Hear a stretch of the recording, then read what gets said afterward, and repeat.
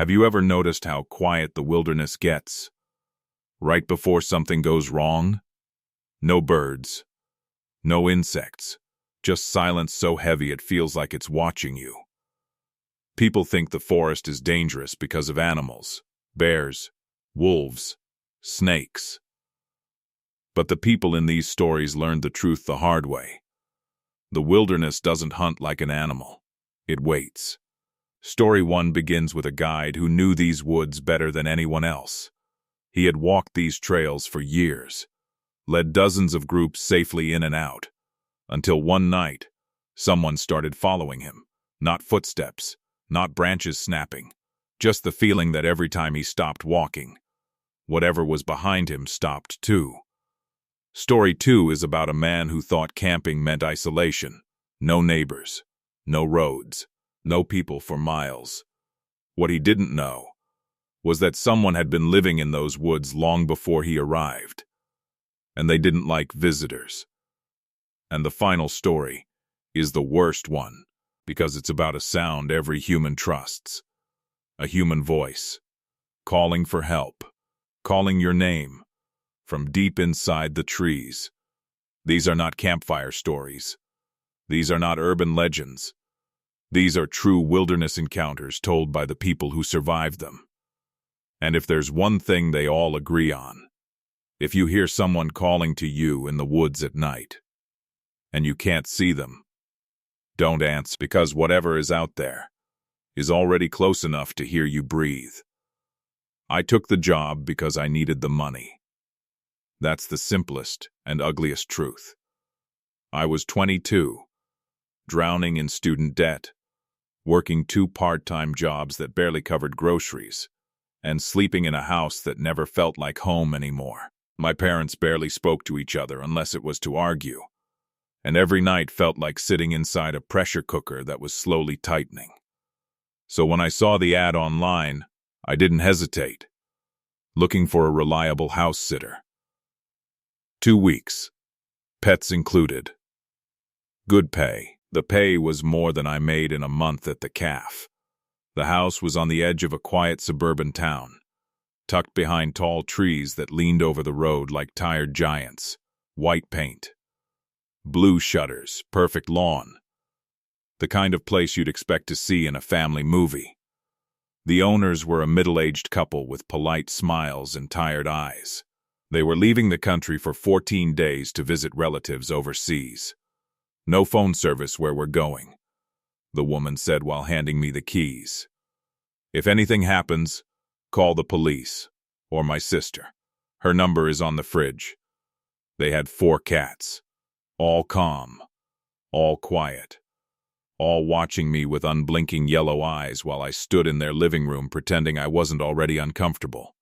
I had worked at an animal shelter before. Cats didn't bother me. Houses didn't bother me. What bothered me was the silence.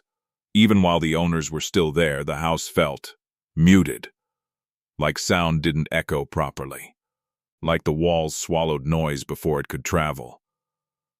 I ignored it. People always do. The first 3 days were normal.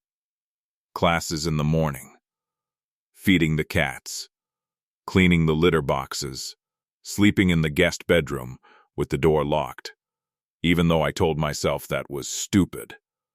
My boyfriend, Aaron, visited on the 4th night. He brought takeout and bad jokes and the kind of smile that made you forget things were wrong, even when they were. We ate on the bed and watched TV. At around 11:30 p.m., he went quiet. Not the comfortable quiet. The kind where someone is listening to something you can't hear. "You okay?" I asked. He didn't answer right away. Then he said, "This house feels off." I laughed. "It's just old." "I know, but something's wrong." He stood up and grabbed his jacket. "I think you should come home with me." I shook my head. "I can't. And I don't want to." He looked like he wanted to argue, but instead he just nodded slowly. "Lock everything." "I will." He hesitated at the door, then left. I locked every window, every door, set the alarm, checked twice. Then I climbed into bed. At 12:47 a.m., the TV turned on by itself. Static. black and white snow filling the screen. The remote was on the nightstand. I picked it up, turned the TV off. 3 seconds later, it turned back on. Same channel, same static. I unplugged it. The screen went dark. I stared at it for a long time, waiting for it to turn back on. It didn't. That should have been the end. It wasn't. I moved to the couch that night. The cats slept in the hallway. All 4 of them, lined up, facing the basement door. Not sleeping. Watching. The next day, I told myself it was bad wiring. The day after that, I started hearing footsteps upstairs. The 3rd night, I heard a baby crying in the basement. I don't have children. The owners didn't have children. But I had worked with animals long enough to know cats can make sounds that don't belong in nature. So I told myself that's what it was. Until I counted the cats. 1 was missing. The crying stopped the moment I reached the basement. I searched every room, every corner. Nothing. When I went back upstairs, all 4 cats were sitting in the kitchen, waiting. That was when I started sleeping with the lights on. That was when I stopped showering at night. That was when I stopped turning my back to doorways. And that was before the phone started ringing. It rang at 2:13 a.m. The house phone. The owner said the line was disconnected. I watched it ring. Didn't answer. It rang again. And again. On the 4th ring, I picked up. Static. Then breathing. Slow. Wet. Close. I hung up. The phone rang again immediately. I unplugged it. The basement door creaked open by itself. I didn't go down. I never went down again. 3 days later, I packed my things in daylight, left the key on the counter, and walked out. I never told the owners the truth. I just told them I couldn't do it anymore. They didn't argue. They just nodded, like they already knew. I thought that was the end. It wasn't. Because 6 months later I took another house-sitting job. Different city, different pets, different owner, same feeling. And this time, I realized something was following me. Not a house, not a person. Something that learned my name. Something that learned my voice. Something that learned how to sound human. I didn't take the second job because I was brave. I took it because I convinced myself the first house had been a coincidence. A bad place. Bad wiring. Bad luck. That's what you tell yourself when the alternative is admitting something followed you. The second house was nothing like the first. It was newer, smaller, cleaner. A single-story place on the edge of town, surrounded by identical houses and neatly trimmed lawns. No trees leaning over the roof. No basement. No long, echoing hallways. Just a normal house. The owner was a woman in her late 40s, going away for the weekend. 1 dog, she said. He's old, quiet, sleeps most of the day. The dog's name was Willis, golden retriever. White around the muzzle, gentle eyes. He wagged his tail when I walked in. That should have been comforting. Instead, I noticed something immediately. He didn't bark. Not once. Even when the door closed behind his owner. Even when the car drove away. He just sat there, listening. I invited 2 friends over that night, Haley and Sammy. We wanted company, noise, proof that nothing was wrong. We drank a little, smoked a little, laughed louder than we needed to. At around midnight, the phone rang. We ignored it. The owner told me the landline was disconnected. It rang again. Sammy picked it up. Her face changed instantly. "There's a guy on the line," she whispered. "He says he has the owner's wallet." That didn't make sense. The owner was on a plane. The man insisted we come get it immediately. 25 minutes away. At midnight. "No," Sammy said. "We'll tell her when she gets back." We hung up. Willis didn't bark. He stood up, went to the hallway, and stared at the front door. We locked ourselves in the back bedroom. Blinds closed, door locked. Willis lay in front of the door, ears perked. Hours passed. Nothing happened. We relaxed. Went back to the living room. Put on a movie. At exactly 3 a.m. I felt it. That pressure. That certainty. That someone was watching us. I looked toward the kitchen. And I saw him. A shape. Crouched. Reaching into a cabinet. Haley screamed. The man turned his head slowly. Blue eyes. Bright. Focused. He didn't run. He didn't panic. He calmly closed the cabinet and walked out through the sunroom door, like he'd been there before, like he knew exactly where everything was. The police came. Found crumbs by the dog door. Food missing. Clothes disturbed. He'd been inside long before we arrived. Watching. Waiting. The phone call wasn't random. It was a test.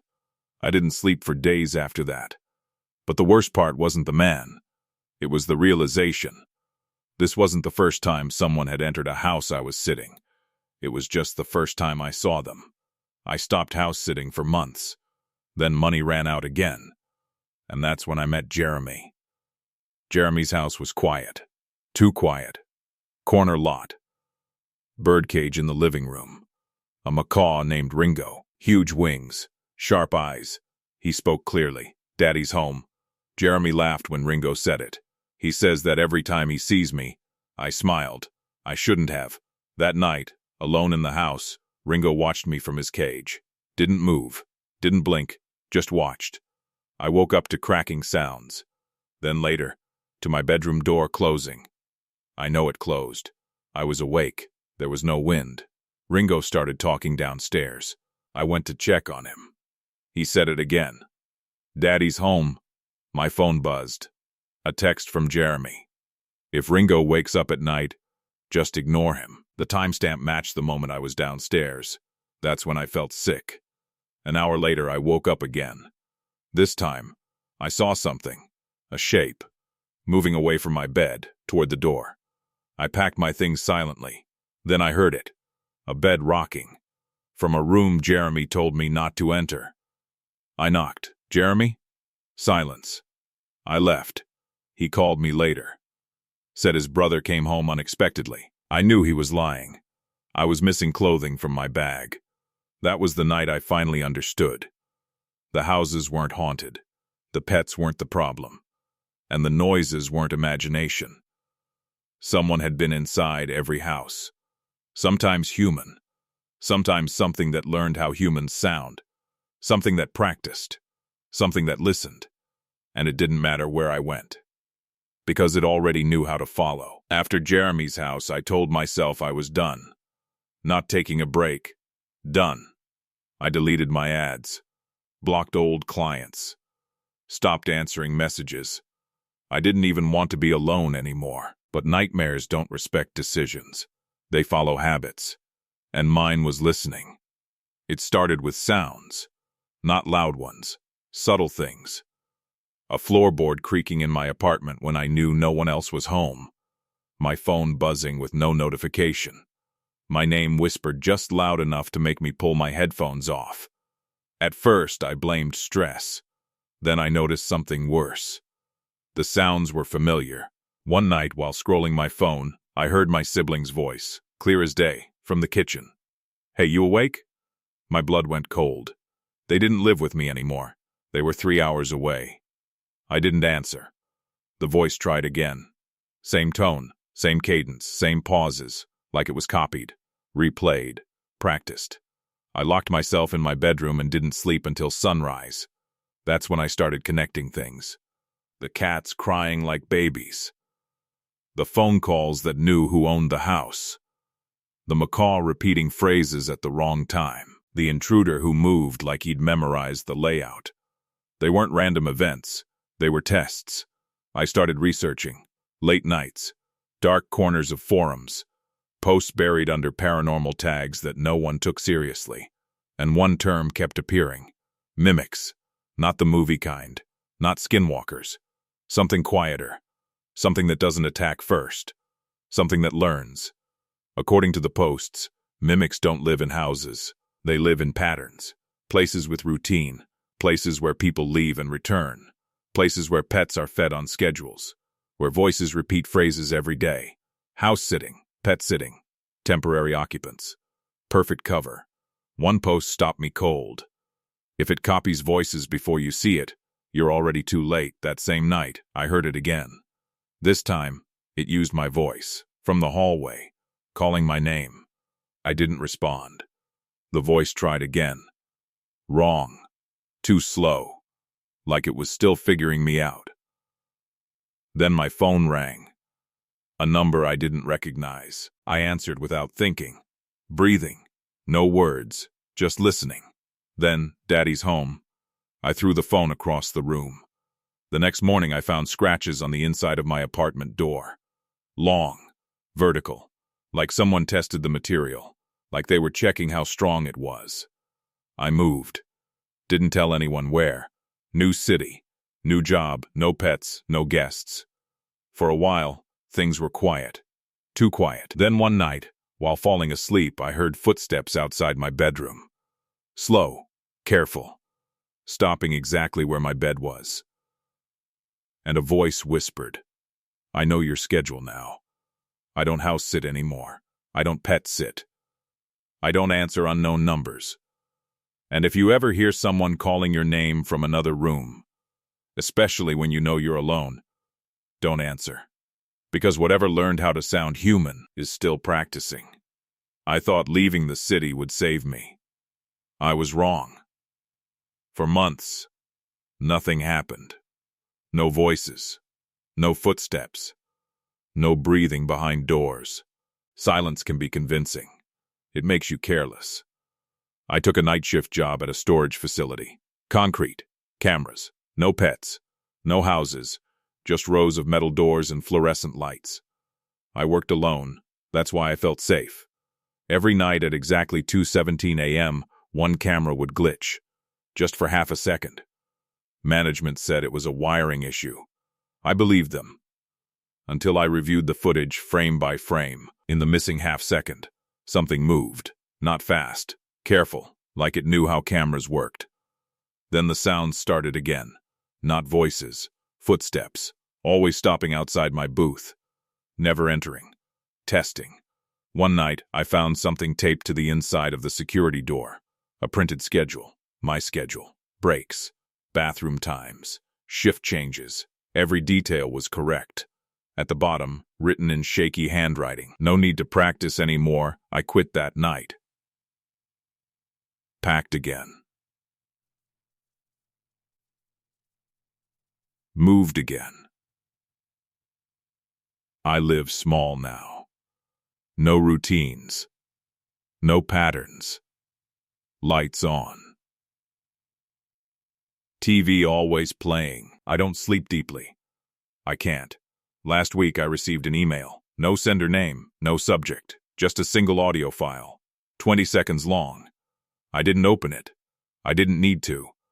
Because I recognized the waveform. It matched a voicemail I'd left myself years ago. A message I don't remember recording. My voice. Calm.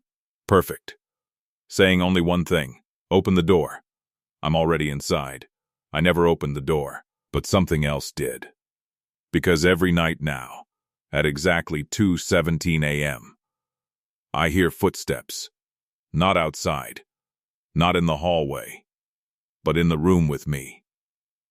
And they sound exactly like mine.